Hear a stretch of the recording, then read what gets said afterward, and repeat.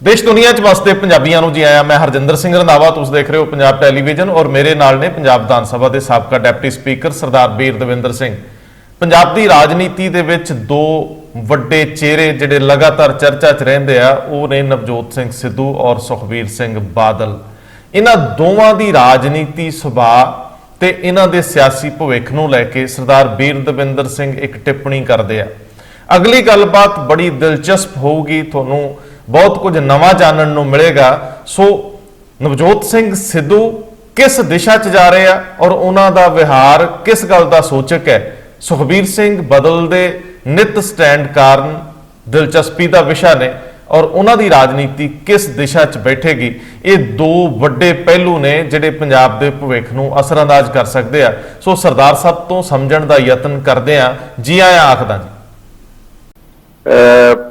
सत श्री अकाल रंधावा साहब। सत श्री अकाल। अर्ज यह है भी मैं ये दोवें जिहड़ियां नौजवान शख्सियतां ने इन्हां नूं अरसा दराज तो जानदा और इन्हां नूं नेड़ियों भी तकिया ते दूरों भी तकिया और क्योंकि जिहड़े व्यक्ति सूबे की लीडरशिप दे विच प्रवेश कर चुके होण या जिन्हां दे अपने वल्लों वड्डे दाइए होण दावे होण उन्हां दी परसनैलिटी दा विश्लेषण करना बहुत जरूरी हुंदा है, हर पद्धर दा मनोविग्यानक विश्लेषण भी। ते मैं पिछले दिनी अध्ययन कर रहा सी तां मेरे ध्यान च एक सिंड्रोम आया, ਉਹਨੂੰ ਆਖਦੇ ਨੇ ਹਿਸਟ੍ਰੋਨਿਕ ਪਰਸਨੈਲਿਟੀ ਡਿਸਆਰਡਰ। ਹਾਂਜੀ ਜੀ, HPD ਉਹਨੂੰ ਆਖਦੇ ਨੇ। ਇਹ ਆਪਣੀ ਕਿਸਮ ਦੀ ਇੱਕ ਬਿਮਾਰੀ ਹੈ। ਬਹੁਤ ਸਾਰੇ ਲੋਕ ਇਸ ਸਿੰਡਰਮ ਤੋਂ ਪੀੜਤ ਹੁੰਦੇ ਨੇ ਪਰ ਉਹ ਅਵੇਅਰ ਨਹੀਂ ਹੁੰਦੇ, ਆਪ ਨਹੀਂ ਉਹਨਾਂ ਨੂੰ ਪਤਾ ਹੁੰਦਾ। ਪਰ ਜੇ ਤੁਸੀਂ ਉਹਨੂੰ ਸਮਝਣਾ ਹੋਵੇ ਤਾਂ ਉਹਦੇ ਲੱਛਣ ਉਹਨਾਂ ਦੇ ਨਾਲ ਮੇਲਣੇ ਹੁੰਦੇ ਨੇ ਜੀ। ਇਹ ਸਿੰਡਰਮ ਤੋਂ ਜਿਹੜੇ ਪੀੜਤ ਲੋਕ ਹੋਣ ਉਹਦੇ ਲੱਛਣ ਕੁਝ ਇਸ ਕਿਸਮ ਦੇ ਹੁੰਦੇ ਨੇ। ਇੱਕ ਤਾਂ ਉਹਨਾਂ ਨੂੰ ਆਪਣੀ ਪਰਸਨੈਲਿਟੀ ਤੇ ਭਰੋਸਾ ਨਹੀਂ ਹੁੰਦਾ, ਬਿਲਕੁਲ ਕੌਨਫੀਡੈਂਸ ਨਹੀਂ ਹੁੰਦਾ। ਇੱਕੋ ਜੋ ਕਹਿ ਰਹੇ ਹੁੰਦੇ ਨੇ ਉਹਦੇ ਬਾਰੇ ਉਹਨਾਂ ਨੂੰ ਕੋਈ ਗਿਆਨ ਨਹੀਂ ਹੁੰਦਾ। ਕਈ ਵਾਰੀ जी ਜਸਟ ਬਸ ਕਹਿ ਦਿੰਦੇ ਨੇ, ਉਹਦੀਆਂ ਬਾਰੀਕੀਆਂ ਉਹਦੇ ਪ੍ਰਭਾਵਾਂ ਬਾਰੇ ਉਹ ਖੁਦ ਸੁਚੇਤ ਨਹੀਂ ਹੁੰਦੇ, ਉਹਨਾਂ ਨੂੰ ਉਹਦੇ ਬਾਰੇ ਕੋਈ ਇਲਮ ਨਹੀਂ ਹੁੰਦਾ। ਦੂਸਰਾ ਇਹ ਸਿੰਡਰਮ ਤੋਂ ਪੀੜਤ ਲੋਕ ਬੋਲਣ ਵੇਲੇ ਆਮ ਗੱਲਬਾਤ ਕਰਦੇ ਨੇ ਜਾਂ ਸੰਬੋਧਨ ਵੇਲੇ ਬਹੁਤ ਉੱਚੀ ਸੁਰ ਚ ਬੋਲਦੇ ਨੇ, ਕ੍ਰੈਸੈਂਡੋ ਤੇ ਚਲੇ ਜਾਂਦੇ ਨੇ ਤੇ ਇਹਨਾਂ ਦੀ ਗੱਲ ਵਿੱਚ ਕਈ ਵਾਰੀ ਲੌਜਿਕ ਨਹੀਂ ਹੁੰਦਾ ਤੇ ਥੀਏਟਰਿਕਸ ਜ਼ਿਆਦਾ ਹੁੰਦੇ। ਇੱਕ ਇਹ ਵੀ ਹੈ ਕਿ ਇਹ ਲੋਕ ਥੋੜੀ ਦੇਰ ਬਾਅਦ ਜਿਹੜੀ ਗੱਲ ਆਪ ਕਹਿ ਰਹੇ ਹੁੰਦੇ ਨੇ ਨਾ, ਉਹਨਾਂ ਨੂੰ ਇਹ ਮਹਿਸੂਸ ਹੁੰਦਾ ਕਿ ਗੱਲ ਪ੍ਰੋਪਰਲੀ ਕਮਿਊਨੀਕੇਟ ਤਾਂ ਨਹੀਂ ਹੋਈ, ਲੇਕਿਨ ਉਹ ਇਮੀਡੀਏਟਲੀ ਸੁਣਨ ਵਾਲੇ ਲੋਕਾਂ ਤੋਂ ਗਵਾਹੀ ਭਾਲਦੇ ਹੁੰਦੇ ਜੀ। ਮੈਂ ਠੀਕ ਕਿਹਾ, ਮੈਂ ਠੀਕ ਕਿਹਾ। ਜਾਂ ਜਿਵੇਂ ਨਵਜੋਤ ਦਾ ਬਾਰ-ਬਾਰ ਇਹ ਕਹਿਣਾ, ਠੋਕੋ ਫਿਰ ਤਾੜੀ, ਹੋਰ ਠੋਕੋ ਤਾੜੀ। मतलब रीअश्योरेंस ਜਿਹੜੀ ਪਬਲਿਕ ਤੋਂ ਲੈਣੀ ਕਿ ਜੋ ਮੈਂ ਗੱਲ ਕਹੀ ਹੈ ਉਹ ਟਿਕਾਣੇ ਸਿਰ ਪੈਗੀ। ਤੀਸਰੀ ਗੱਲ ਜਿਹੜੀ ਬਹੁਤ ਵਿਜ਼ੀਬਲ ਜੋ ਮੈਂ ਨਵਜੋਤ ਸਿੰਘ ਚ ਇਹ ਸਿੰਡਰਮ ਤੋਂ ਪੀੜਤ ਜਿਹੜੇ ਲੋਕ ਹੁੰਦੇ ਨੇ ਦੇ ਡਰੈਸ ਅਪ ਡਿਫਰੈਂਟਲੀ ਜੀ। ਉਹ ਪਹਿਰਾਵਾ ਬੜਾ ਅਜੀਬੋ ਗਰੀਬ ਪਹਿਨਦੇ ਨੇ ਔਰ ਉਹ ਕੋਈ ਨਾ ਕੋਈ ਚੀਜ਼ ਐਸੀ ਕਰਨ ਦੀ ਕੋਸ਼ਿਸ਼ ਕਰਦੇ ਨੇ ਕਿ ਉਹ ਆਕਰਸ਼ਣ ਦਾ ਕੇਂਦਰ ਬਣੇ ਰਹਿਣ ਜੀ। ਤੇ ਜਦੋਂ ਉਹ ਮਹਿਸੂਸ ਕਰਦੇ ਨੇ ਕਿ ਹੁਣ ਲੋਕ ਉਹਨਾਂ ਵੱਲ ਆਕਰਸ਼ਿਤ ਨਹੀਂ ਹੋ ਰਹੇ ਤਾਂ ਉਹ ਇੱਕਦਮ ਜਿਹਨੂੰ ਕਹਿੰਦੇ ਆ ਨਾ ਬਈ ਉਹ ਆਪਣਾ ਵਜੂਦ ਖੋ ਬੈਠਦੇ ਨੇ। ਦੇ ਬਿਕਮ ਨਰਵਸ ਜੀ। ਔਰ ਇਹ ਸਿੰਡਰਮ ਤੋਂ ਸਫਰ ਕਰਨ ਵਾਲੇ ਲੋਕ ਕਈ ਵਾਰ ਬਹੁਤ ਸਮਾਂ ਖਾਮੋਸ਼ ਹੋ ਜਾਂਦੇ ਨੇ ਤੇ ਕਈ ਵਾਰੀ ਫਿਰ ਇੱਕਦਮ they will resurface and speak at the pitch of their voice, ਜੀ and then they disappear. You never know when they would resurface again. ਇਹ ਸਿੰਡਰਮ ਜਿਹੜੇ ਨੇ ਇਹ ਤੁਹਾਨੂੰ ਮੈਂ ਮੁਆਫੀ ਚਾਹੁੰਦਾ ਕਿਉਂਕਿ ਤੁਸੀਂ ਮੈਨੂੰ ਇਹ ਕਹਿ ਦਿੱਤਾ ਕਿ ਤੁਸੀਂ ਵਿਸ਼ਲੇਸ਼ਣ ਕਰੋ। ਇਹ ਮੈਨੂੰ ਸਰਦਾਰ ਸੁਖਬੀਰ ਸਿੰਘ ਬਾਦਲ 'ਚ ਵੀ ਨਜ਼ਰ ਆਉਂਦੇ ਨੇ ਔਰ ਇਹ ਸਾਰੇ ਸਿੰਡਰਮ ਜਿਹੜੇ ਨੇ ਇਹ ਨਵਜੋਤ ਸਿੰਘ ਸਿੱਧੂ ਦੇ ਵੀ ਇਹ ਬੜੇ ਢੁਕਵੇਂ ਨੇ ਜੀ। ਇੱਕ ਗੱਲ ਮੈਂ ਕਿਉਂਕਿ ਇਹ ਬੜੀ ਵੱਡੀ ਟ੍ਰੈਜਡੀ ਹੁੰਦੀ ਹੈ ਕੌਮਾਂ ਦੀ ਜਾਂ ਸੂਬਿਆਂ ਦੀ ਜੀ ਜਦੋਂ ਉਹ ਬੰਦੇ ਜਿਹੜੇ ਕੁਥਾਂ ਹੋਣ ਨਾ ਆਊਟ ਆਫ ਪਲੇਸ ਹੋਣ ਜੀ ਜਿਸ ਚੀਜ਼ ਲਈ ਉਹ ਬਣੇ ਕਿਸੇ ਹੋਰ ਕੰਮ ਲਈ ਹੁੰਦੇ ਨੇ ਤੇ ਆਪਣੀ ਪਰਸਨੈਲਿਟੀ ਦਾ ਇਸਤੇਮਾਲ ਕਿਸੇ ਹੋਰ ਕੰਮ ਤੇ ਕਰਦੇ। ਮੈਂ ਤੁਹਾਨੂੰ ਇੱਕ ਬੜੀ ਦਰਦਨਾਕ ਉਦਾਹਰਨ ਦਿੰਦਾ। ਜੀ ਇੱਕ ਔਰਤ ਜਿਸ ਦਾ ਨਾਮ ਇੰਦਰਾ ਗਾਂਧੀ ਸੀ, ਉਹਨੇ 2 ਪੁੱਤਰਾਂ ਨੂੰ ਜਨਮ ਦਿੱਤਾ। ਇੱਕ ਪੁੱਤਰ ਜਿਹੜਾ ਸੀ ਉਹਨੂੰ ਪਾਇਲਟ ਬਣਾਇਆ ਗਿਆ, ਉਹ ਜਹਾਜ਼ ਚਲਾਉਣ ਦਾ ਮਾਹਰ ਸੀ।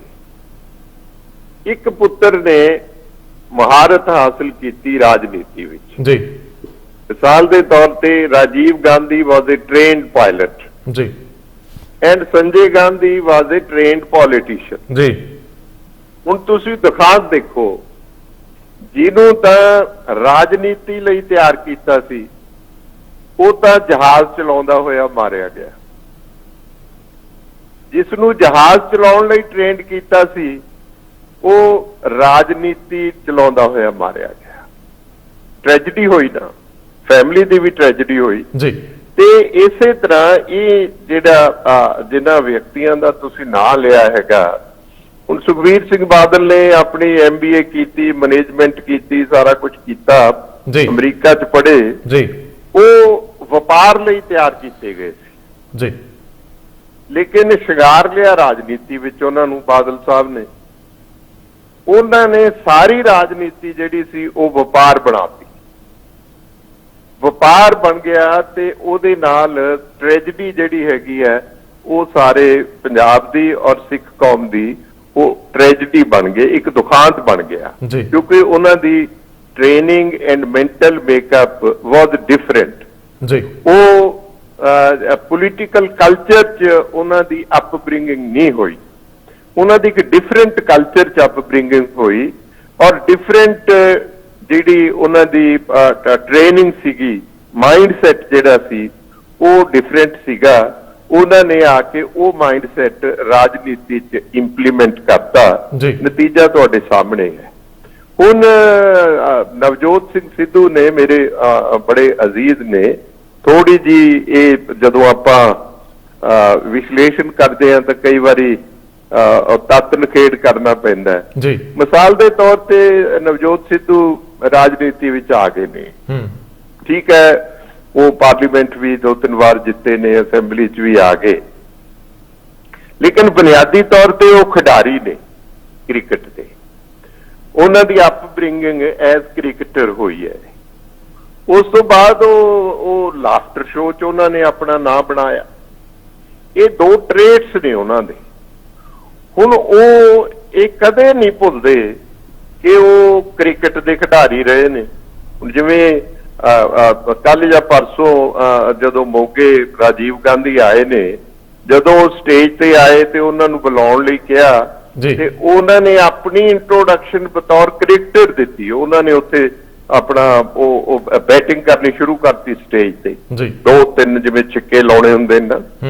Then he went to the stage ਔਰ ਸਟੇਜ ਤੇ ਜਿਹੜਾ ਪ੍ਰਗਟਾਵਾ ਕੀਤਾ ਉਹ ਹਿਸਟੋਰਿਕਸ ਦਾ, ਥੀਏਟਰਿਕਸ ਦਾ ਕੀਤਾ। ਹੁਣ ਦੂਸਰਾ laughter, he doesn't ever forget that he is from the laughter show also। ਹੁਣ ਪੋਲਿਟਿਕਸ ਜਿਹੜੀ ਹੈ ਇਹ ਲਾਫਟਰ ਸ਼ੋ ਨਹੀਂ ਹੈ, ਨਾ ਇਹ ਕ੍ਰਿਕਟ ਦਾ ਗਰਾਊਂਡ ਹੈ ਜੀ। ਇਹ ਬੜਾ ਇੱਕ ਸੰਜੀਦਾ ਖੇਤਰ ਹੈ। ਇਹ ਲੋਕਾਂ ਦੇ, ਕਰੋੜਾਂ ਲੋਕਾਂ ਦੀ ਜ਼ਿੰਦਗੀਆਂ, ਉਹਨਾਂ ਦੇ ਮੁਸਤਕਬਲ, ਉਹਨਾਂ ਦੇ ਦੁੱਖ ਸੁੱਖਾਂ ਨੂੰ ਡੀਲ ਕਰਦਾ ਇੱਕ ਅਜਿਹਾ ਖੇਤਰ ਹੈ ਜਿਹਦੇ 'ਚ ਤੁਸੀਂ ਬਹੁਤ ਵੱਡੀ ਪਲੈਨਿੰਗ, ਇੰਪਲੀਮੈਂਟੇਸ਼ਨ ਤੇ ਸੰਜੀਦਗੀ ਇਸ ਦੀ ਬੁਨਿਆਦ ਹੈ, ਕਮਿਟਮੈਂਟ ਜੀ। ਇਹ ਨਹੀਂ ਹੈ ਕਿ ਤੁਸੀਂ ਜਦੋਂ ਮਰਜ਼ੀ ਇਹਦੇ ਚੋਂ ਖਾਮੋਸ਼ ਹੋ ਕੇ ਘਰ ਬਹਿ ਜਾਓ, ਜਦੋਂ ਜੀ ਕਰੇ ਆ ਜਾਓ। ਇਹ ਰਾਜਨੀਤੀ 'ਚ ਕੰਮ ਚੱਲਦਾ ਨਹੀਂ ਹੈ ਜੀ।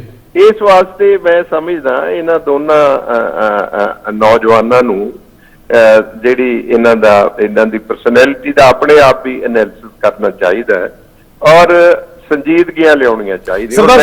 ਸਰਦਾਰ ਸਾਹਿਬ ਮੈਨੂੰ ਵੀਰ ਸਿੰਘ ਬਾਦਲ 1 ਤਰੀਕ ਨੂੰ ਜੀ 3 ਤਖਤਾਂ ਤੋਂ ਕਾਰਾਂ ਦਾ ਨਾਮ ਲਸ਼ਕਰ ਲੈ ਕੇ ਜੀ ਕਾਰਾਂ ਦੇ ਕਾਫਲੇ ਲੈ ਕੇ ਜੀ ਜਾ ਰਹੇ ਨੇ ਰਾਜਪਾਲ ਨੂੰ ਇੱਕ ਮੈਮੋਰੰਡਮ ਦੇਣ ਵਾਸਤੇ। ਆਪ ਉਹ ਤੁਰਦੇ ਨੇ ਸ਼੍ਰੀ ਅਕਾਲ ਤਖਤ ਸਾਹਿਬ ਤੋਂ ਅਰਦਾਸ ਕਰਕੇ, ਕਾਰਾਂ ਦੇ ਕਾਫਲੇ ਜਾ ਰਹੇ ਨੇ, ਚੰਡੀਗੜ੍ਹ ਪਹੁੰਚ ਗਏ, ਉੱਥੇ ਪਾਣੀ ਦੀਆਂ ਤੋਪਾਂ ਦੀ ਵਿਚਾੜ ਹੋ ਗਈ, ਹਲਕਾ ਜਿਹਾ ਲਾਠੀ ਚਾਰਜ ਹੋ ਗਿਆ, 17 ਸੈਕਟਰ ਦੇ ਥਾਣੇ 'ਚ ਆ ਗਏ ਸਾਰੇ। ਦੇਣਾ ਸੀ ਰਾਜਪਾਲ ਨੂੰ ਮੈਮੋਰੰਡਮ ਇਹ ਦੇਣਾ ਸੀ ਵੀ ਆ 3 ਕਾਨੂੰਨ ਜਿਹੜੇ ਬਣੇ ਨੇ ਇਹਨਾਂ ਨੂੰ ਤੁਸੀਂ ਰੱਦ ਕਰੋ ਜੀ।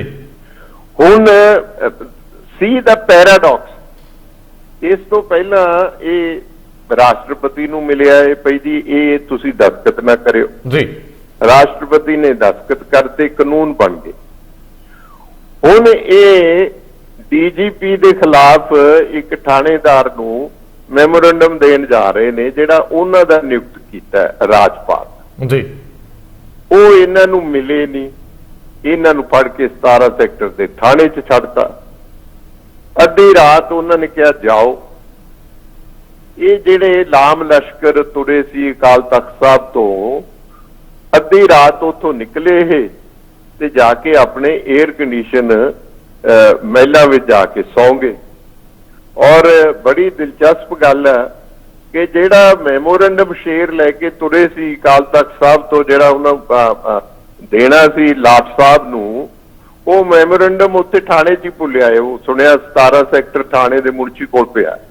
ਅੱਛਾ। ਸੋ ਇਹ ਕੈਸਾ ਪੈਰਾਡੌਕਸ ਹੈ। ਨਹੀਂ ਸਰਦਾਰ ਸਾਹਿਬ, ਇੱਕ ਪਹਿਲੂ ਇੱਥੇ ਹੋਰ ਸ਼ਾਇਦ ਤੁਹਾਡੇ ਧਿਆਨ 'ਚ ਹੋਵੇ ਕਿ ਅਜੇ ਤੱਕ ਸ਼੍ਰੀ ਅਕਾਲ ਤਖਤ ਸਾਹਿਬ ਤੋਂ ਮੈਮੋਰੰਡਮ ਦੇਣ ਲਈ ਅਰਦਾਸ ਕਰਕੇ ਨਹੀਂ ਤੁਰਿਆ ਗਿਆ। ਇਹ ਵੀ ਇੱਕ ਪਹਿਲੂ ਆ ਕਿ ਕਿਹੜਾ ਅਸੀਂ ਧਰਮ ਯੁੱਧ ਮੋਰਚਾ ਸ਼ੁਰੂ ਕੀਤਾ ਸੀਗਾ, ਦੇਣਾ ਤਾਂ ਰਾਜਪਾਲ ਨੂੰ ਮੈਮੋਰੰਡਮ ਸੀ ਤੇ ਇਹ ਵੀ ਪਤਾ ਸੀ ਕਿ ਪਤਾ ਨਹੀਂ ਜਾਣ ਦੇਣਾ ਕਿ, ਤੇ ਫਿਰ ਇਹ ਅਰਦਾਸ ਦੇ ਕੀ ਅਰਥ ਹੋਏ ਇਤਿਹਾਸਕ ਪਰਿਪੇਖ ਜਾਂ ਸਿੱਖ ਮਾਨਤਾਵਾਂ ਦੇ? ਕੋਈ ਕਹਿਣਾ ਵੀ ਇਹ ਪ੍ਰਥਾ ਵੀ ਪਹਿਲੀ ਵਾਰੀ ਸ਼ੁਰੂ ਹੋਈ ਕਿ ਅਕਾਲ ਤਖਤ ਸਾਹਿਬ ਤੋਂ ਤਾਂ ਅਰਦਾਸੇ ਸੋਧ ਕੇ ਸਿਰ ਦਿੱਤੇ ਜਾਂਦੇ, ਠੀਕ ਹੈ ਨਾ ਜੀ, ਸਿਰਾਂ ਦੇ ਸੌਦੇ ਹੁੰਦੇ ਨੇ।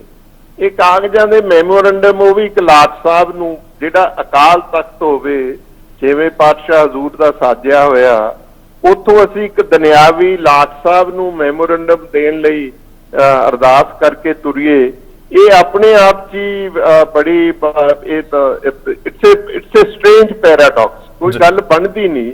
ਮਤਲਬ ਇਹ ਇਤਿਹਾਸਕ ਕਸਵੱਟੀਆਂ, ਧਾਰਮਿਕ ਪਿਰਤਾ, ਇਹਨਾਂ ਸਾਰੀਆਂ ਚੀਜ਼ਾਂ ਨੂੰ ਕੋਈ ਵੀ ਐਕਸ਼ਨ ਲੈਣ ਤੋਂ ਪਹਿਲਾਂ ਸੋਚਣਾ ਚਾਹੀਦਾ। ਫਿਰ ਚੱਲੇ ਹੋ ਤੁਸੀਂ ਕਿਸਾਨਾਂ ਲਈ, ਨਾਰੇ ਤੁਸੀਂ ਲਵਾ ਰਹੇ ਹੋ ਸੁਖਬੀਰ ਤੇਰੀ ਸੋਚ ਤੇ ਪਹਿਰਾ ਦੇਵਾਂਗੇ ਠੋਕ ਕੇ, ਉਧਰ ਉਹ ਜਿਹੜਾ ਬੀਬੀ ਵਾਲਾ ਕਾਫਲਾ ਹਰਸਿਮਰਤ ਕੌਰ ਦਾ ਉਧਰ ਨਾਰੇ ਲਾਈ ਜਾਂਦੇ ਨੇ ਹਰਸਿਮਰਤ ਤੇਰੀ ਸੋਚ ਤੇ ਪਹਿਰਾ ਦੇਵਾਂਗੇ ਠੋਕ ਕੇ। ਮੈਨੂੰ ਇੱਕ ਸੱਜਣ ਮਿਲ ਗਿਆ ਜਿਹੜਾ ਨਾਰੇ ਲਾਉਂਦਾ ਸੀ, ਮੈਂ ਕਿਹਾ ਵੀ ਤੂੰ ਬੜੇ ਨਾਰੇ ਲਾ ਰਿਹਾ ਸੀ ਭਈ ਇਹ ਤਾਂ ਬੜਾ ਵੱਡਾ ਭਈ ਕਮਿਟਮੈਂਟ ਆ ਵੀ ਤੁਸੀਂ ਪਹਿਰਾ ਦਓਗੇ ਅਖੀਰ ਤੱਕ। ਕਹਿੰਦਾ ਨਾ ਜੀ ਕਮਿਟਮੈਂਟ ਕਾਹਦੀ ਆ, ਜੇ ਕੋਈ ਸੋਚ ਹੋਵੇ ਤਾਂ ਪਹਿਰਾ ਦੇਵਾਂਗੇ, ਸੋਚ ਤਾਂ ਹੈ ਹੀ ਨਹੀਂ, ਫਿਰ ਨਾਰੇ ਲਾਉਣ 'ਚ ਕੀ ਹਰਜ ਹੈ। ਸਮਝ ਗਏ ਨਾ ਗੱਲ? ਠੀਕ ਹੈ। ਮੈਨੂੰ ਕੋਈ ਫਲਸਫਾ ਹੀ ਨਹੀਂ ਹੈ, ਜਦ ਪਤਾ ਹੀ ਨਹੀਂ ਹੈ ਸੋਚ ਕਿਹੜੀ ਹੈ। 4 ਮਹੀਨੇ ਤੁਸੀਂ ਆਰਡੀਨੈਂਸਸ ਦੇ ਹੱਕ 'ਚ ਬੋਲਦੇ ਰਹੇ ਔਰ 4 ਮਹੀਨਿਆਂ ਬਾਅਦ ਹੁਣ ਤੁਸੀਂ ਇੱਕਦਮ ਯੂ ਟਰਨ ਲੈ ਕੇ ਕਿਹਾ ਵੀ ਇਹ ਕਿਸਾਨੀ ਨੂੰ ਬਰਬਾਦ ਕਰ ਦੇਣਗੇ। ਹੁਣ ਤੁਸੀਂ ਉਦੋਂ ਠੀਕ ਸੀ ਜਾਂ ਹੁਣ ਠੀਕ ਸੀ, ਇਹ ਲੋਕ ਜਾਣਨਾ ਚਾਹੁੰਦੇ ਨੇ। ਹੁਣ ਇਹ ਜਿਹੜਾ ਡੈਫਿਸਿਟ ਆਫ ਟਰਸਟ ਡੈਫਿਸਿਟ ਹੈਗਾ, ਲੋਕ ਇਤਬਾਰ ਕਿਵੇਂ ਕਰਨਗੇ? ਸਰਦਾਰ ਸਾਹਿਬ ਮੈਨੂੰ ਸਿਰਫ ਹੁਣ ਇੱਕ ਛੋਟਾ ਜਿਹਾ ਸਵਾਲ ਕਰਕੇ ਇੱਕ ਬਹੁਤ ਸੰਵੇਦਨਸ਼ੀਲ ਮਸਲੇ ਵੱਲ ਜਾਣਾ ਹੈ, ਉਹ ਹੈਗਾ ਫੈਡਰਲ ਢਾਂਚੇ ਦੀ ਗੱਲ, ਜਿਹਨੂੰ ਅਕਾਲੀ ਦਲ ਨੇ ਹੁਣ ਫਿਰ ਬੋਤਲ ਚੋਂ ਕੱਢ ਲਿਆ ਉਹ ਜਿੰਨ। ਲੇਕਿਨ ਉਸ ਤੋਂ ਪਹਿਲਾਂ ਇੱਕ ਸਵਾਲ ਹੈ ਕਿ ਨਵਜੋਤ ਸਿੰਘ ਸਿੱਧੂ ਔਰ ਸੁਖਬੀਰ ਸਿੰਘ ਬਾਦਲ ਇਸ ਖਿੱਤੇ ਦੀ ਰਾਜਨੀਤੀ ਦੇ 2 ਤਾਰੇ ਹੋ ਸਕਦੇ ਆ। ਹੁਣ ਜੇਕਰ ਇਹਨਾਂ ਦਾ ਭਵਿੱਖ ਮੈਂ ਇੱਕ ਨਜੂਮੀ ਵਾਂਗ ਸਿਆਸੀ ਪੰਡਤ ਸਮਝ ਕੇ ਤੁਹਾਡੇ ਤੋਂ ਲੈਣਾ ਹੋਵੇ ਤੇ ਮੈਨੂੰ ਇਹ ਦੱਸੋ ਕਿ ਇਹਨਾਂ ਦਾ ਫਿਊਚਰ ਕੀ ਆ ਪੰਜਾਬ 'ਚ, ਤੇ ਜੇ ਇਹਨਾਂ ਦਾ ਫਿਊਚਰ ਆ ਤੇ ਇਹਨਾਂ ਦੀ ਅਗਵਾਈ 'ਚ ਪੰਜਾਬ ਦੇ ਲੋਕਾਂ ਦਾ ਕੀ ਫਿਊਚਰ ਹੋਣ ਵਾਲਾ, ਸੰਖੇਪ 'ਚ ਦੱਸਿਓ, ਫਿਰ ਅਸੀਂ ਸੰਘੀ ਢਾਂਚੇ ਵੱਲ ਤੁਰਨਾ।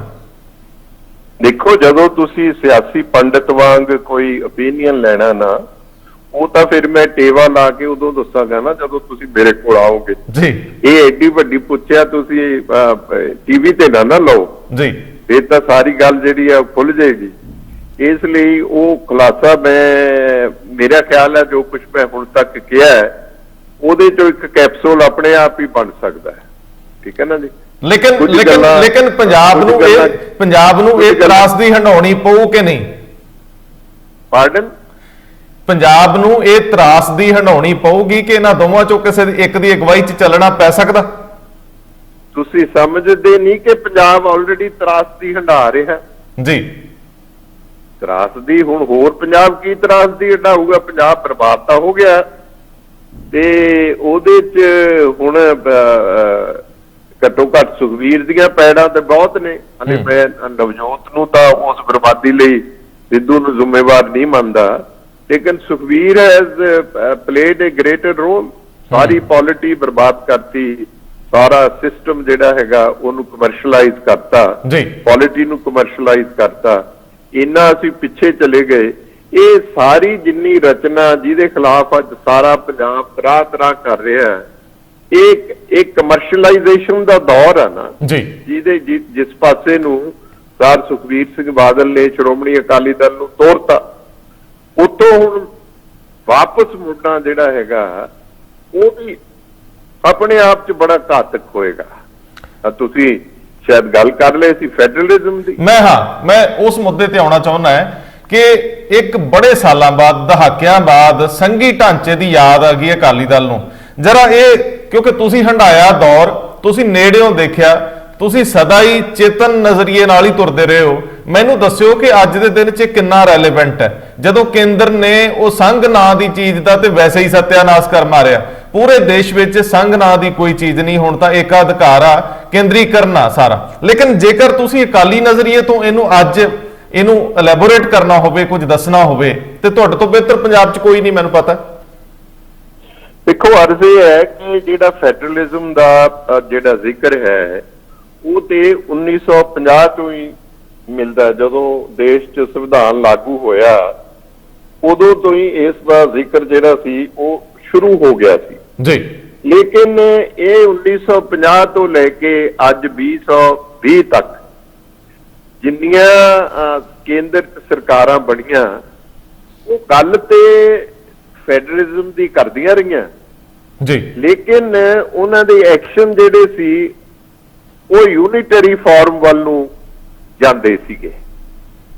ਕਾਂਗਰਸ ਦੇ ਰਾਜ ਤੱਕ ਕੋਸ਼ਿਸ਼ਾਂ ਬੜੀਆਂ ਹੋਈਆਂ, ਲੇਕਿਨ ਪੂਰੀ ਤਰ੍ਹਾਂ ਉਸ ਨੂੰ ਉਹਨਾਂ ਨੇ ਐਕਸਪਲੋਇਟ ਨਹੀਂ ਕੀਤਾ, ਜਾਂ ਉਹ ਇੱਕ ਸੈਕੂਲਰ ਪਾਰਟੀ ਹੋਣ ਦਾ ਦਾਅਵਾ ਕਰਦੇ ਸੀ ਤੇ ਉਹਨੇ ਨੰਗੇ ਤਰੀਕੇ ਨਾਲ ਜਿਹੜਾ ਫੈਡਰਲਿਜ਼ਮ ਸੀ ਉਹਨੂੰ ਉਹਨਾਂ ਨੇ ਤੋੜਿਆ ਨਹੀਂ ਹੈ। ਲੇਕਿਨ ਜਿਹੜੀ ਹੁਣ ਸਰਕਾਰ ਬੀਜੇਪੀ ਦੀ ਆਈ, ਇਹਨਾਂ ਨੇ ਨਵੇਂ ਜਿਹੜੇ ਆਯਾਮ ਪੈਦਾ ਕੀਤੇ, ਉਹਦੇ ਚੋਂ ਜਿਹੜਾ ਫੈਡਰਲਿਜ਼ਮ ਸੀਗਾ ਜੀ। ਮੈਨੂੰ ਯਾਦ ਹੈ ਕਿ ਇੱਕ ਸਪੀਚ ਸੀਗੀ ਅੰਬੇਦਕਰ ਸਾਹਿਬ ਦੀ ਜੀ, ਤੇ ਜਦੋਂ ਉਹਨਾਂ ਨੂੰ ਕੁਝ ਖਦਸ਼ੇ ਜ਼ਾਹਰ ਕੀਤੇ ਸੀ ਕਿ ਕਨਸਟੀਟਿਊਸ਼ਨ ਤੇ ਤੁਸੀਂ ਬਣਾ ਲਿਆ ਜੀ, ਲੇਕਿਨ ਇਹਦੇ 'ਚ ਇੱਕ ਐਸੀ ਫ੍ਰੈਜੈਲਿਟੀ ਹੈ ਕਿ ਉਸ ਨੂੰ ਕਿਸੇ ਵੇਲੇ ਐਕਸਪਲੋਇਟ ਕੀਤਾ ਜਾ ਸਕਦਾ ਜੀ, ਕਿਉਂਕਿ ਪਾਰਲੀਮੈਂਟਰੀ ਡੈਮੋਕ੍ਰੇਸੀ ਜਿਹੜੀ ਅਸੀਂ ਦਿੱਤੀ ਹੈ, ਇਸ ਦਾ ਜਿਹੜਾ ਆਧਾਰ ਹੈ ਉਹ ਮੈਜੋਰਿਟੀ ਹੈ। ਸਮਝ ਗਏ ਨਾ ਜੀ। ਸਾਰੇ ਫੈਸਲੇ ਜਿਹੜੇ ਨੇ ਉਹ ਮੈਜੋਰਿਟੀ ਨਾਲ ਹੋਣੇ ਨੇ ਜੀ। ਜਿਹੜੀ ਪਾਰਟੀ ਮੈਜੋਰਿਟੀ ਚ ਆਏਗੀ ਉਹਦੀ ਸਰਕਾਰ ਬਣੇਗੀ, ਜਿਹਨੂੰ ਵੱਧ ਵੋਟਾਂ ਪੈਣਗੀਆਂ ਉਹ ਜਿੱਤੇਗਾ। ਇਸੇ ਤਰ੍ਹਾਂ ਪਾਰਲੀਮੈਂਟ ਦੇ ਫੈਸਲੇ, ਅਸੈਂਬਲੀਆਂ ਦੇ ਫੈਸਲੇ, ਇਹ ਸਾਰੇ ਮੈਜੋਰਿਟੀ ਨਾਲ ਹੋਣਗੇ ਜੀ।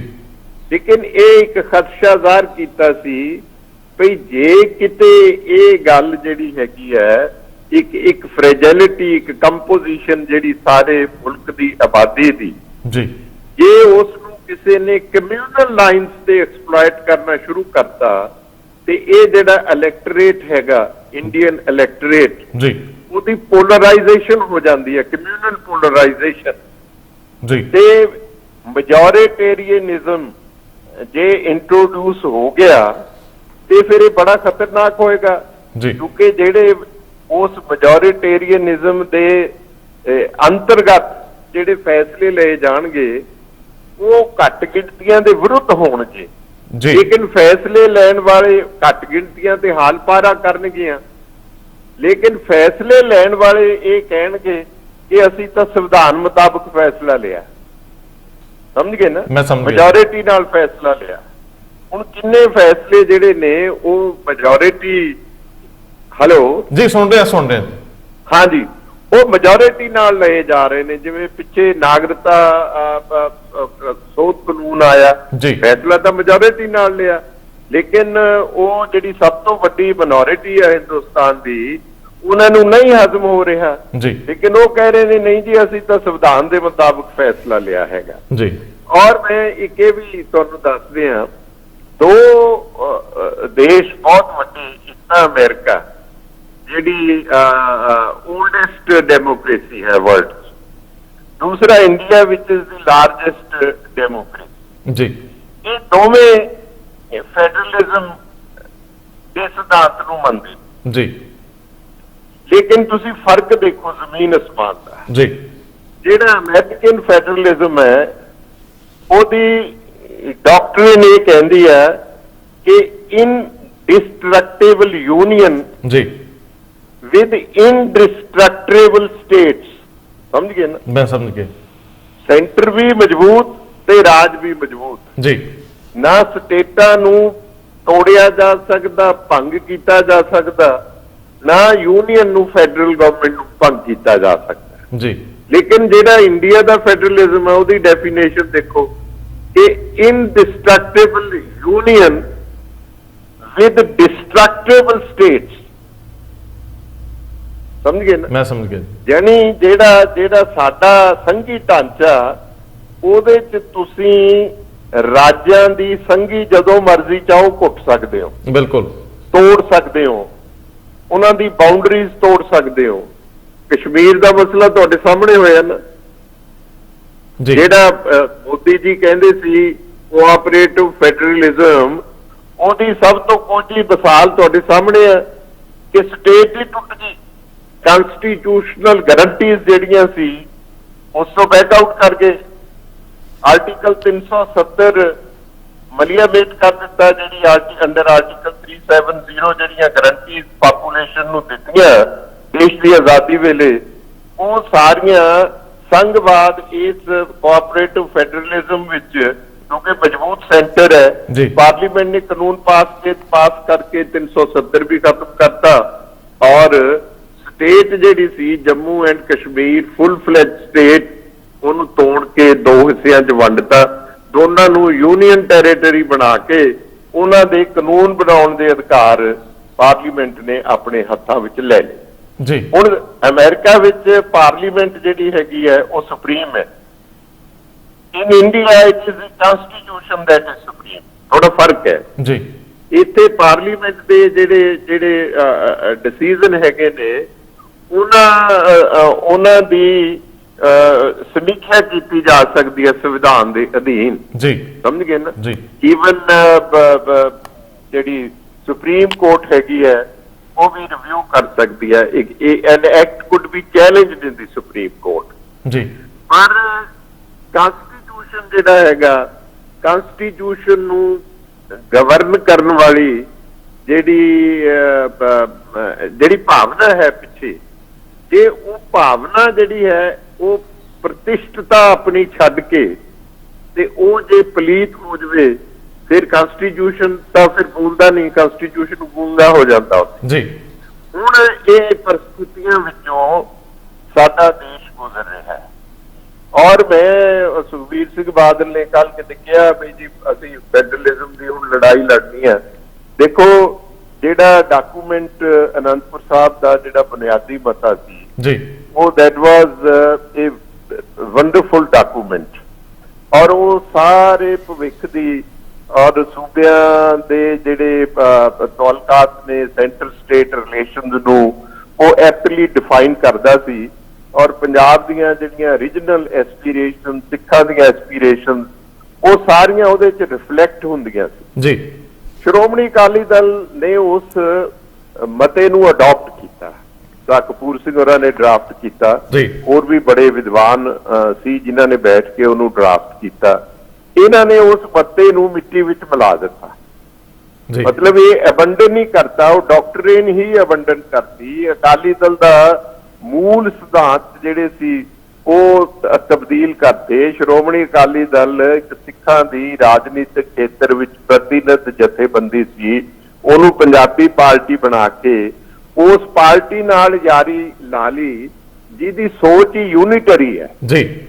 ਯਾਨੀ ਜਿਹੜੇ ਮਜ਼ਬੂਤ ਸੈਂਟਰ ਜਿਹੜੇ ਦੂਜੀਆਂ ਕੌਮਾਂ ਦੀ ਐਗਜ਼ਿਸਟੈਂਸ ਨੂੰ ਵੀ ਨਹੀਂ ਮੰਨਦੇ, ਨਾ ਉਹਨਾਂ ਦੀ ਕਲਚਰਲ ਐਗਜ਼ਿਸਟੈਂਸ ਨੂੰ ਮੰਨਦੇ ਨੇ, ਨਾ ਉਹਨਾਂ ਦੀ ਹਿਸਟੋਰੀਕਲ ਇੰਪੋਰਟੈਂਸ ਨੂੰ ਸਮਝਦੇ ਨੇ, ਔਰ ਉਹਨਾਂ ਨੂੰ ਸੱਭਿਆਚਾਰਕ ਤੌਰ ਤੇ, ਧਾਰਮਿਕ ਤੌਰ ਤੇ, ਈਵਨ ਉਹਨਾਂ ਦੀ ਭਾਸ਼ਾ ਦੇ ਤੌਰ ਤੇ ਹਰ ਪੱਖੋਂ ਉਹਨਾਂ ਨੂੰ ਸਬਆਰਡੀਨੇਟ ਕਰਨ ਦੀ ਕੋਸ਼ਿਸ਼ ਕੀਤੀ ਜਾ ਰਹੀ ਹੈ, ਸਬਵਰਟ ਕਰਨ ਦੀ ਕੋਸ਼ਿਸ਼ ਕੀਤੀ ਜਾਏਗੀ। ਸਾਰੀ ਚੀਜ਼ ਉਹਨਾਂ ਦੇ ਨਾਲ 25 ਸਾਲ ਬੈਠਣ ਤੋਂ ਬਾਅਦ ਇਹਨਾਂ ਨੇ ਉਹਦਾ ਮੂਲ ਹੀ ਖਤਮ ਕਰਤਾ। ਪੰਜਾਬ ਵਿੱਚੋਂ ਉਹ ਆਵਾਜ਼ ਹੀ ਖਤਮ ਕਰ ਦਿੱਤੀ ਫੈਡਰਲਿਜ਼ਮ ਦੀ।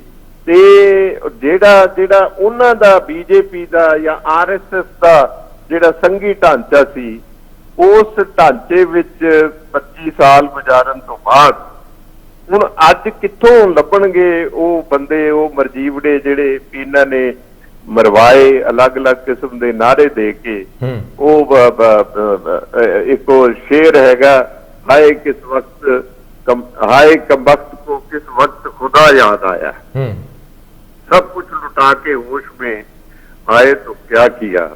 पंजाब की किसानी गुलाम हो गई, पंजाब गुलाम हो गया, पंजाबी बोली की यही तही फेरती उन्होंने। और जदों सिटीजनशिप का एक्ट आया, इन्होंने उन्होंने खिलाफ वोट की। जदों कश्मीर टुटिया, इन्होंने उन्होंने खिलाफ वोट की, कश्मीर तड़वा के आए। ਹੁਣ ਕਿਹੜੇ ਸੰਘੀ ਢਾਂਚੇ ਦੀ ਗੱਲ ਕਰਦੇ ਨੇ, ਕਿਹੜੇ ਫੈਡਰਲਿਜ਼ਮ ਦੀ ਗੱਲ ਕਰਦੇ?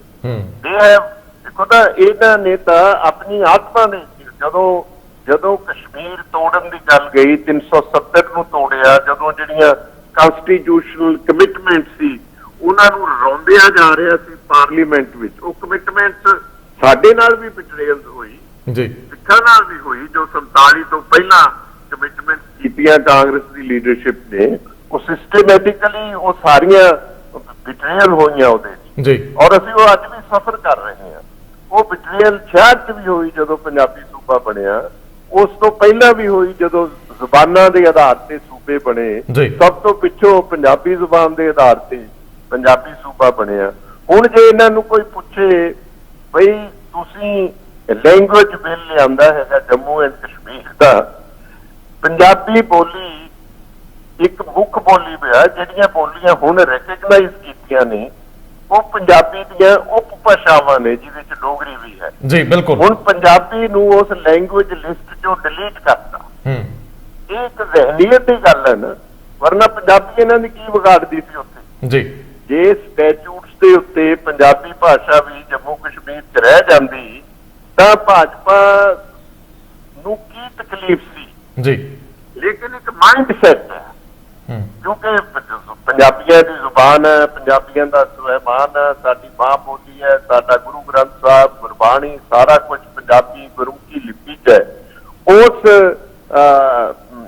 ਪੱਧਤੀ ਨੂੰ ਮਿਟਾਉਣਾ ਚਾਹੁੰਦੇ ਨੇ। ਇਸ ਕਰਕੇ ਜਿੱਥੇ ਦਾ ਲੱਗਿਆ, ਜਿੱਥੇ ਦਾ ਲੱਗਦਾ ਉੱਥੇ ਮਿਟਾ ਦਿੰਦੇ ਨੇ। ਉੱਥੋਂ ਮਿਟਾਤੀ ਉਹਨਾਂ ਨੇ, ਉਸ ਤਖਤੀ ਤੋਂ ਗੁਰਮੁਖੀ ਪੰਜਾਬੀ ਮਿਟਾ ਦਿੱਤੀ ਹੈਗੀ ਹੈ। ਇਹ ਉਹਨਾਂ ਦੇ ਨਾਲ ਬੈਠੇ ਰਹੇ ਜੀ, ਇਹ ਉਹਨਾਂ ਦੇ ਨਾਲ ਵੋਟ ਕਰਦੇ ਰਹੇ ਨੇ, ਇਹ ਕਸ਼ਮੀਰ ਤੜਵਾ ਕੇ ਆਏ ਨੇ ਉਹਨਾਂ ਦਾ, ਸਮਝ ਗਏ ਨਾ। ਬਿਲਕੁਲ ਇਹ ਇਹਨਾਂ ਨੇ ਮੁਸਲਮਾਨਾਂ ਦੇ ਖਿਲਾਫ ਜਿਹੜਾ ਸਿਟੀਜ਼ਨਸ਼ਿਪ ਅਮੈਂਡਮੈਂਟ ਬਿੱਲ ਸੀ ਉਹਦੇ ਹੱਕ 'ਚ ਵੋਟ ਦੇ ਕੇ ਮਿਨੋਰਿਟੀਜ਼ ਦੇ ਖਿਲਾਫ ਭੁਗਤ ਕੇ ਆਏ ਨੇ। ਹੁਣ ਕਿਹੜੇ ਮੂੰਹ ਨਾਲ ਇਹ ਫੈਡਰਲਿਜ਼ਮ ਦੀ ਗੱਲ ਕਰਦੇ? ਮੈਂ ਤੁਹਾਡੇ ਕੋਲ ਜਾਂਦੇ ਜਾਂਦੇ ਸਿਰਫ ਸਮਾਪਤੀ ਸ਼ਬਦ ਇਹ ਲੈਣੇ ਆ, ਜਿਹੜਾ ਸਵਾਲ ਮੇਰਾ ਕਿ ਕੀ ਸੁਖਬੀਰ ਨੂੰ ਨੰਗੇ ਚਿੱਟੇ ਰੂਪ 'ਚ ਇਹ ਮੰਨਣਾ ਚਾਹੀਦਾ ਹੈ ਕਿ ਭਾਈਵਾਲਾਂ ਦੇ ਦਬਾਅ ਥੱਲੇ, ਉਹਨਾਂ ਦੇ ਕਿਸੇ ਡਰ ਦੇ ਤਹਿਤ ਇਹਨਾਂ ਨੇ ਆਪਣਾ ਮੂਲ ਏਜੰਡਾ ਛੱਡਿਆ?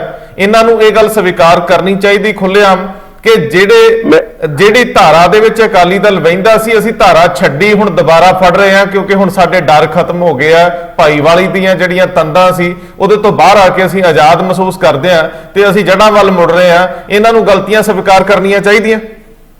ਮੈਂ ਤੁਹਾਨੂੰ ਅਰਜ਼ ਕਰਾਂ ਭਈ ਇੰਨੇ ਤਾਂ ਨੌਜਵਾਨ ਮਰਵਾਤੇ ਨੇ ਹਾਂਜੀ ਜੀ, ਇੰਨੇ ਬਜ਼ੁਰਗ ਜੇਲਾਂ ਭੁਗਤਦੇ ਚਲੇ ਗਏ ਨੇ। ਉਹ ਇੱਕ ਬੜਾ ਪਿਆਰਾ ਸ਼ੇਰ ਹੈ कि ना रहा जुनून रुख वफा, ये रसन ये दार करोगे क्या, जिन्हें जुर्मे इश्क पे नाज था वो गुनाहगार चले गए।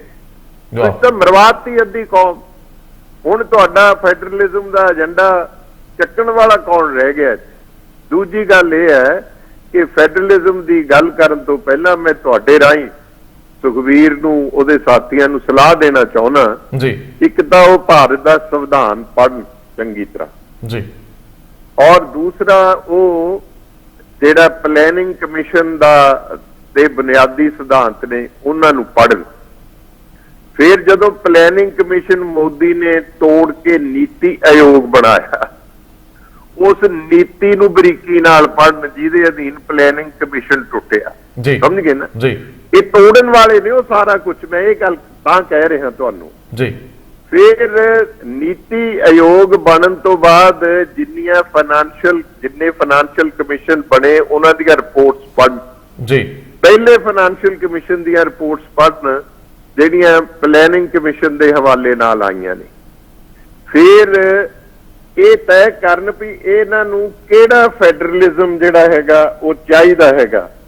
ਇਹ ਕੋਆਪਰੇਟਿਵ ਫੈਡਰਲਿਜ਼ਮ ਚਾਹੁੰਦੇ ਨੇ ਜਾਂ ਕੰਪੀਟੀਟਿਵ ਫੈਡਰਲਿਜ਼ਮ ਚਾਹੁੰਦੇ ਨੇ ਜਾਂ ਫਿਸਕਲ ਫੈਡਰਲਿਜ਼ਮ ਚਾਹੁੰਦੇ ਨੇ ਜਾਂ ਪੋਲੀਟੀਕਲ ਫੈਡਰਲਿਜ਼ਮ ਚਾਹੁੰਦੇ ਨੇ ਜਾਂ ਲਿੰਗੁਇਸਟਿਕ ਫੈਡਰਲਿਜ਼ਮ ਚਾਹੁੰਦੇ ਨੇ ਜਾਂ ਰੀਜਨਲ ਫੈਡਰਲਿਜ਼ਮ ਚਾਹੁੰਦੇ ਨੇ। ਇਹ ਸਾਰੀ ਬਾਰੀਕੀ ਨਾਲ ਇਹਨਾਂ ਸਾਰੀਆਂ ਪੱਧਤੀਆਂ ਦਾ ਅਧਿਐਨ ਕਰ ਲੈਣ, ਫਿਰ ਉਹਦੇ ਤੇ ਗੋਸ਼ਟੀ ਰਚਾਉਣ। ਪਹਿਲਾਂ ਆਪ ਸਾਰੇ ਮਾਮਲੇ ਨੂੰ ਸਮਝਣ। ਪਹਿਲਾਂ ਵਾਂਗੂ ਉਲਝਾ ਨਾ ਦਿਓ ਜਿਵੇਂ ਕਿਸਾਨਾਂ ਨੂੰ ਉਲਝਾਇਆ 4 ਮਹੀਨੇ ਬੈਟਿੰਗ ਕਰਕੇ ਆਰਡੀਨੈਂਸਾਂ ਦੇ ਹੱਕ 'ਚ, ਤੇ ਹੁਣ ਕਾਰਾਂ ਦੀ ਰੈਲੀ ਕੱਢ ਕੇ ਗਵਰਨਰ ਸਾਹਿਬ ਨੂੰ ਮੈਮੋਰੰਡਮ ਦੇਣ ਚਲੇ ਗਏ। ਜੋ ਮੈਮੋਰੰਡਮ ਵੀ 17 ਸੈਕਟਰ ਦੇ ਥਾਣੇ ਦੇ ਮੁਨਸ਼ੀ ਕੋਲ ਰਹਿ ਗਿਆ। ਏਦਾਂ ਨਾ ਸਾਰੀ ਕੌਮ ਨੂੰ ਦੁਬਾਰਾ ਉਲਝਾ ਦਿਓ। ਇਹ ਬੜਾ ਸੰਜੀਦਾ ਮਸਲਾ ਹੈ। ਇਹਦੇ ਤੇ ਬੜੀ ਬਾਰੀਕੀ ਨਾਲ ਸਾਰੀਆਂ ਧਿਰਾਂ ਨੂੰ ਵਿਚਾਰ ਕਰਨ ਦੀ ਲੋੜ ਹੈਗੀ ਹੈ। ਇਹ ਮੈਂ ਤੁਹਾਡੇ ਰਾਹੀਂ ਉਹਨਾਂ ਨੂੰ ਸੁਨੇਹਾ ਦੇਣਾ ਚਾਹੁੰਦਾ। ਸਰਦਾਰ ਸਾਹਿਬ ਬਹੁਤ ਮਿਹਰਬਾਨੀ। ਹਾਲਾਂਕਿ ਪਿਛਲੇ ਕੁਝ ਥੋੜੇ ਜਿਹੇ ਅਰਸੇ ਦੇ ਵਿੱਚ ਮੈਨੂੰ ਆਵਾਜ਼ ਦੀ ਸਮੱਸਿਆ ਲੱਗੀ, ਲੇਕਿਨ ਤੁਹਾਡਾ ਥਾਟ ਪ੍ਰੋਸੈਸ, ਤੁਹਾਡੀ ਗੱਲ ਕਹਿਣ ਦਾ ਅੰਦਾਜ਼ ਇੰਨਾ ਨਵੇਕਲਾ ਤੇ ਪਿਆਰਾ ਹੈ ਕਿ ਮੈਂ ਆਪ ਸਮੋਹਿਤ ਹੋ ਜਾਂਦਾ, ਨਾਲ ਤੁਰ ਪੈਣਾ ਹੈ। ਮੈਨੂੰ ਲੱਗਦਾ ਪੰਜਾਬੀਆਂ ਨੂੰ ਇਸੇ ਤਰ੍ਹਾਂ ਦੀ ਸਕੂਲਿੰਗ ਦੀ ਲੋੜ ਆ। ਮੈਂ ਤੁਹਾਨੂੰ ਇੱਕੋ ਸਮੇਂ ਸਿਆਸਤਦਾਨ ਹੋਣ ਦੇ ਨਾਲ ਨਾਲ ਬੇਨਤੀਆਂ ਵੀ ਕਰਦਾ ਹਾਂ ਕਿ ਤੁਸੀਂ ਵੀ ਹਰ ਮਸਲੇ ਦੇ ਉੱਤੇ ਆਪਣੀ ਗੱਲ ਪੰਜਾਬੀਆਂ ਨੂੰ, ਭਾਵੇਂ ਮੰਚ ਕੋਈ ਵੀ ਹੋਵੇ, ਕਹਿੰਦੇ ਰਹੋ। ਇਸ ਵੇਲੇ ਅਵੇਅਰਨੈਸ ਦੀ ਬੜੀ ਲੋੜ ਆ। ਬੜਾ ਕੁਝ ਸਤਹੀ ਪੱਧਰ ਤੇ ਹੋ ਰਿਹਾ। ਅੱਜ ਸਾਡੀ ਨੌਜਵਾਨ ਪੀੜ੍ਹੀ ਨੂੰ ਵੀ ਚੀਜ਼ਾਂ ਨੂੰ ਬੁਨਿਆਦੀ ਤੌਰ ਤੇ ਸਮਝਣ ਦੀ ਲੋੜ ਆ। ਅਸੀਂ ਬਹੁਤ ਛੋਟੀ ਸਮਝ ਵਾਲੇ ਆ, ਸਾਡੇ ਵੱਸ ਦਾ ਰੋਗ ਨਹੀਂ। ਤੁਹਾਡੇ ਵਰਗੇ ਲੋਕਾਂ ਦੀ ਬੇਹੱਦ ਜ਼ਰੂਰਤ ਆ। ਸਿਆਸਤ ਆਪਣੀ ਜਗ੍ਹਾ ਚੱਲਦੀ ਰਹੇ, ਲੇਕਿਨ ਇਹ ਮਸਲੇ ਆਪਣੀ ਜਗ੍ਹਾ ਚੱਲਦੇ ਰਹਿਣ। ਬਹੁਤ ਮਿਹਰਬਾਨੀ, ਬਹੁਤ ਧੰਨਵਾਦ। ਸਤਿ ਸ਼੍ਰੀ ਅਕਾਲ ਜੀ, ਬਹੁਤ ਬਹੁਤ ਧੰਨਵਾਦ।